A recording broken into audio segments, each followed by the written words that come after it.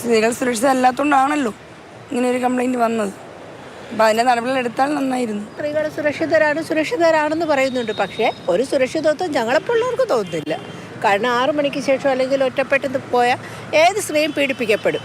എന്ത് മേഖലയിലുള്ള ആൾക്കാരാണെങ്കിലും ഒരു സ്ത്രീ ഈ പറയുന്ന പെൺകുട്ടികളുടെ മാതാപിതാക്കൾക്ക് ഒരു പേടിയില്ലാതെ അവരെ വർക്ക് പ്ലേസിലേക്ക് വിടാൻ ഇന്ന് പറ്റുമോ? എന്ന് അങ്ങനെ പറയാൻ പറ്റുമോ? അന്നേ സ്ത്രീകൾ വർക്ക് പ്ലേസിൽ സേഫ് ആണെന്ന് പറയാൻ പറ്റും. ആസ് എ സ്ത്രീ പറയുകയാണെങ്കിൽ സ്ത്രീകൾ സുരക്ഷിതരാണെന്ന് എനിക്ക് തോന്നുന്നില്ല.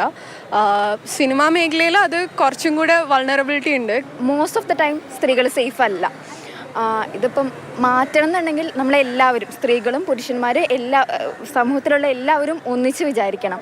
ഒരു മേഖലയിലും സ്ത്രീ ഇപ്പം ഈ ഒരു സാഹചര്യത്തിൽ സേഫ് ആണെന്ന് പറയാൻ നമുക്ക് പറ്റില്ല.